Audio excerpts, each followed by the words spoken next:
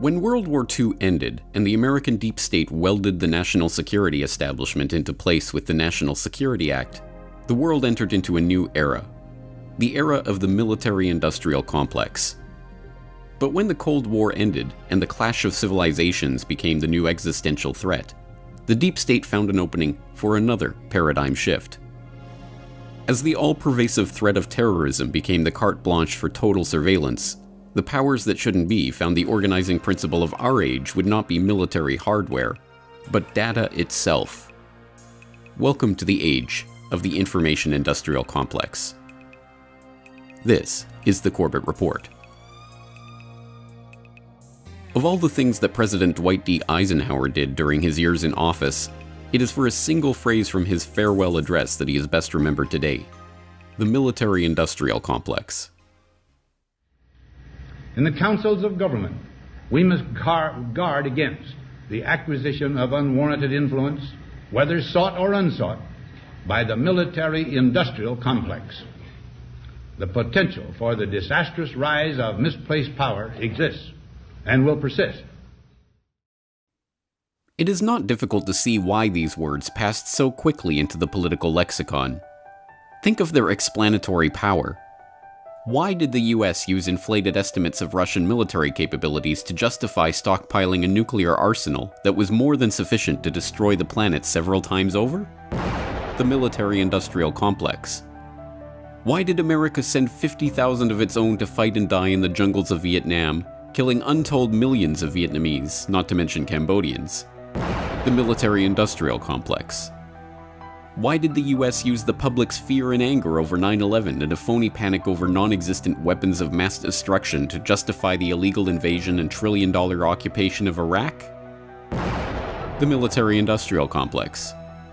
Why did Nobel Peace Prize laureate Obama expand the fictitious war on terror into Pakistan and Yemen and Somalia, refuse to close Guantanamo despite his earlier promises to the contrary, commit US forces to kinetic military action in Libya without so much as seeking congressional approval, and launch a new era of covert drone warfare?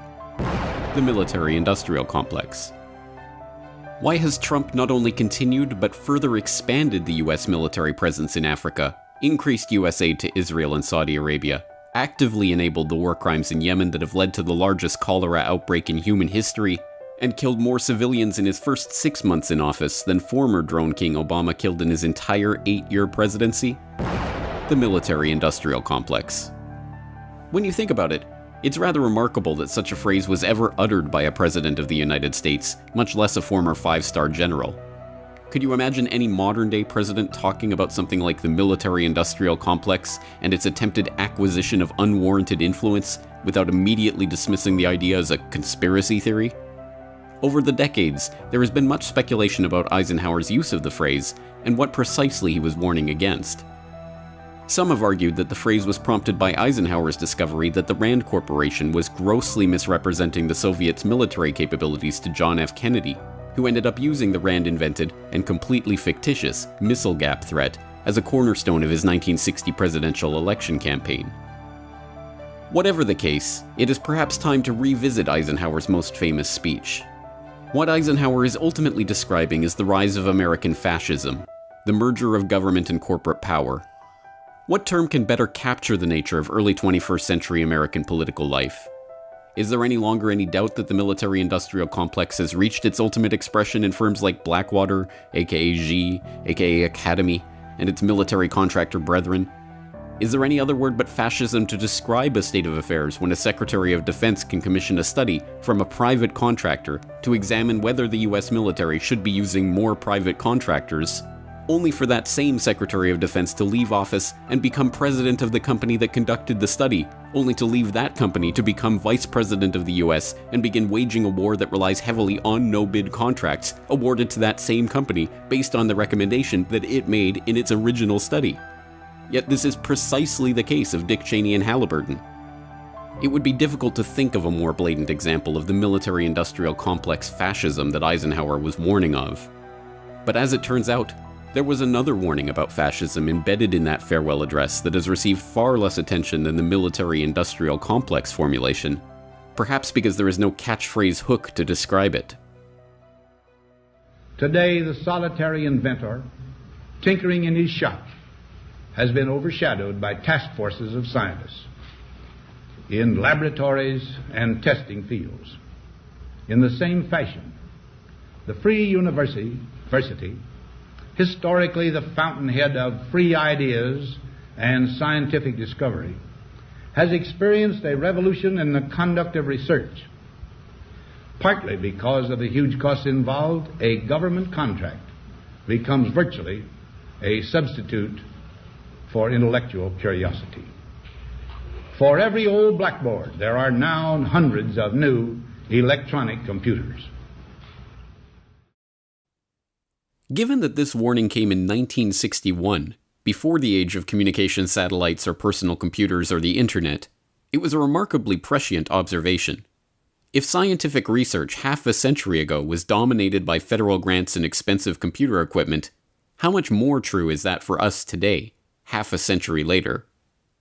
So what is the problem with this?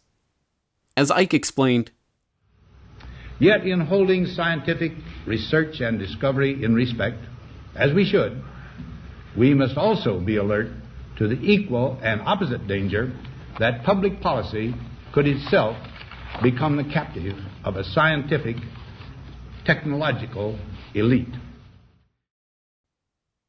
Here again, the warning is of fascism. But instead of the military-industrial fascism that dominated so much of the 20th century, he was describing here a new fascistic paradigm that was but barely visible at the time that he gave his address. A scientific technological one.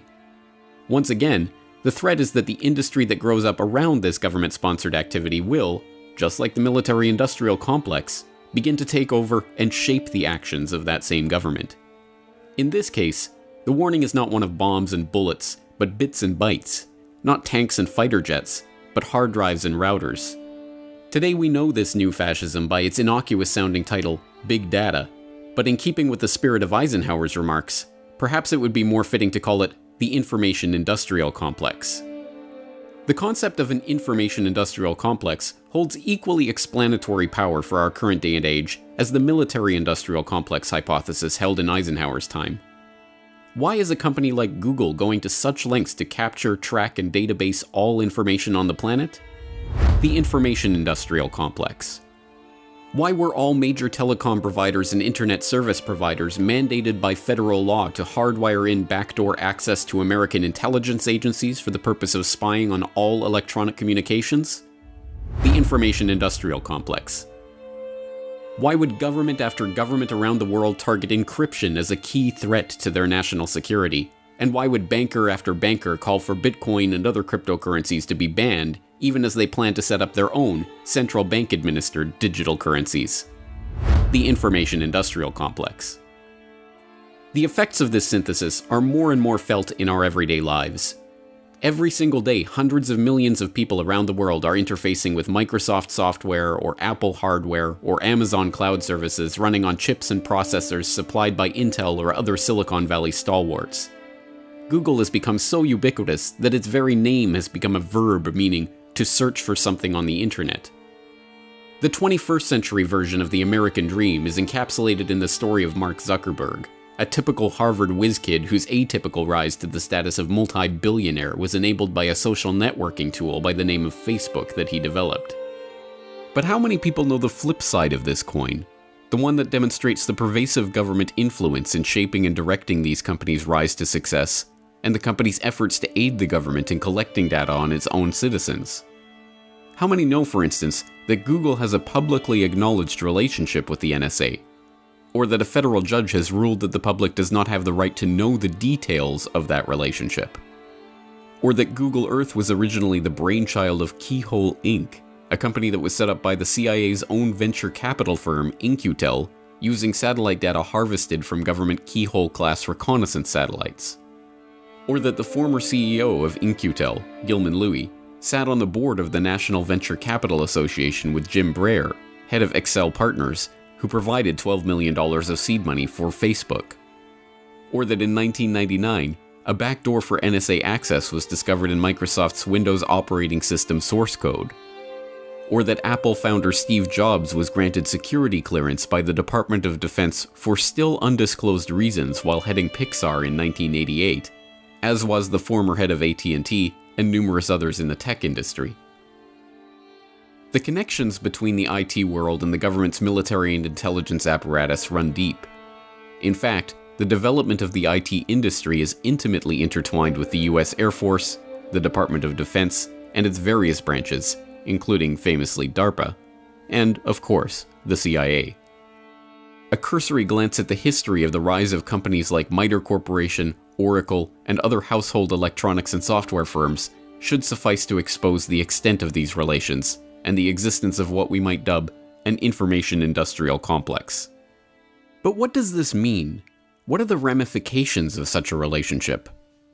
Although the signs have been there for decades, perhaps the most startling example of what lies at the heart of this relationship has been revealed by the whistleblowers at the heart of the National Security Agency, one of the most secretive arms of the American intelligence apparatus.